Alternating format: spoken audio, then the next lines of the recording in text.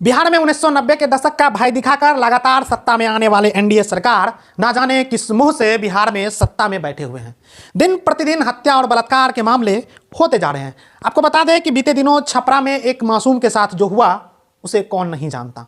छपरा में एक लड़की को अगवा करके उसके साथ सामूहिक दुष्कर्म किया गया, उसके बाद उसे कुएं में फेंक दिया गया था। उससे पहले भी कई सारे घटनाएं आप लोगों ने देखा, जैसे खगड़िया में देखा, दरभंगा में देखा, मुजफ्फरपुर में देखा। तमाम बिहार के अगर चैप्टर उठाकर देखेंगे तो 2025 में जो एनडीए की सरकार बनी है 202 सीट वाली, उससे लेकर आज लगभग 4 महीने के अंदर लगभग 25 से 30 बलात्कार से ऊपर हुए हैं।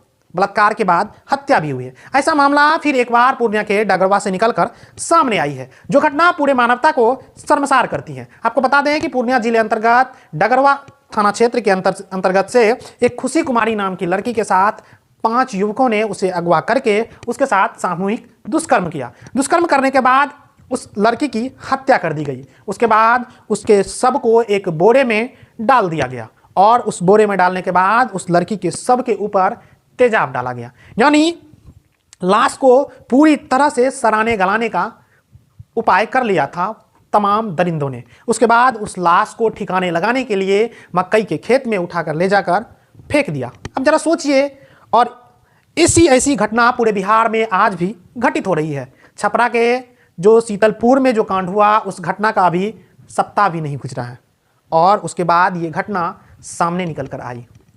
अब जरा सोचिए, मानवता को शर्मसार करने वाली ये घटना किस तरह की है, जहां पे परिजनों के द्वारा डगरवा थाना क्षेत्र अंतर्गत डगरवा थाना परिसर में जाकर परिजनों ने युवती की खोजबीन के लिए गुहार भी लगाई। मामला 10 दिनों तक हो गया है। 10 दिन होने के बाद भी पुलिस और प्रशासन और सिस्टम के लोग उस युवती को नहीं खोज पाए और आज 20 मार्च है। आज के दिन उस युवती का शव मक्के के खेत से बरामद हुआ है। आपको बता दें कि उस शव को अगर आप देखिएगा तो आपको पहचान में नहीं आएगी, क्योंकि ये मामला लगभग 8 से 10 दिन पुराना हो गया और शव आज बरामद हुआ है। शव में कीड़े लग चुके हैं, तेजाब से जो नहलाया गया है उस शव में कीड़े लग चुके हैं। अब जरा सोचिए कि हम उस पूर्णिया में है जिसे कोसी और सीमांचल का हार्टबीट कहा जाता है, और वहाँ के एक थाना के क्षेत्र के अंतर्गत ऐसी घटना, शर्मसार करने वाली घटना आज भी घटित होती जा रही है। अब जरा सोचिए कि हम उसी बिहार में हैं जिस बिहार को आधुनिक बिहार कहा जाता है, जिस बिहार के बारे में ये कहा जाता है कि 2026 का बिहार है। ये कहा जाता है कि डिजिटल आधुनिक से लैस बिहार है। आज के समय में अगर कोई किसी घटना को अंजाम देता है तो उसके ऊपर तुरंत कार्रवाई की जाती है। लेकिन सवाल इतना है कि अगर कार्रवाई की जाती है तो फिर अपराधियों के ऊपर भय क्यों नहीं है?